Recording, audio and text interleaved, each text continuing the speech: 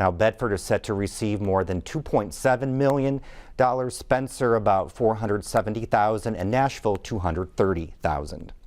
Well, around 1 in 10 Hoosiers don't have access to reliable broadband internet.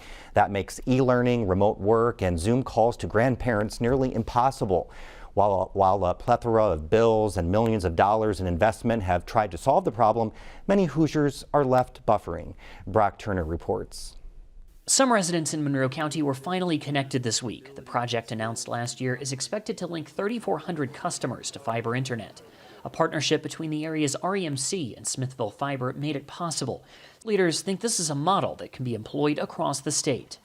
Come together in the interest of these homeowners and business owners and the other, 3,400 some homeowners, putting aside some of those competitive aspects is truly tremendous and really groundbreaking. That's Scott Rudd, the state's director of Broadband Opportunity. He says without this partnership, it could have taken years for some customers to have reliable internet.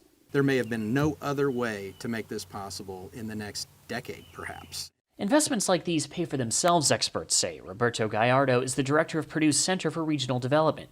He and his team have studied the return on investment in Indiana.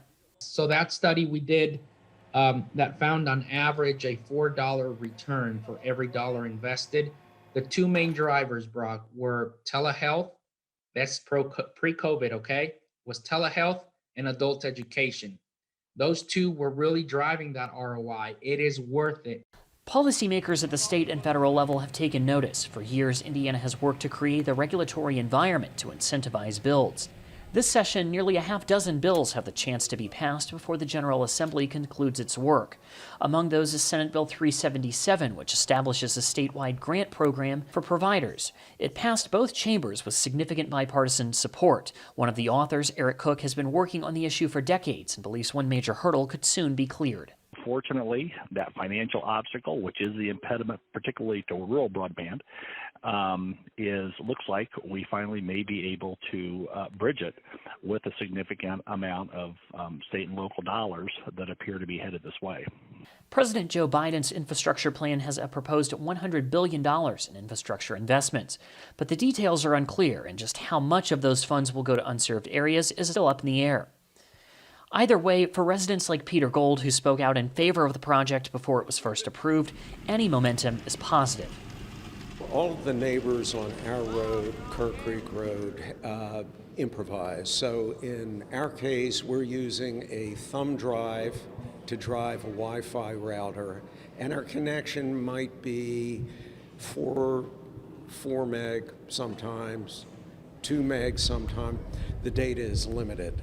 So usually we run out of data or get close to running out of data, especially when there's a Microsoft or an Apple update that comes through automatically. And Gallardo agrees. We know they're not adequately served, and there's a reason for that, right? We've been through this. They need to make money. It's a business. So what can we do to make it work? We can't just say, well, the ROI is not there. Good luck. It's going to have to be public-private partnership. There's no other way. And I think that's powerful. Gallardo says he hopes the Biden administration incentivizes these types of partnerships to make builds like this one a lot more common. For Indiana News Desk, I'm Brock Turner.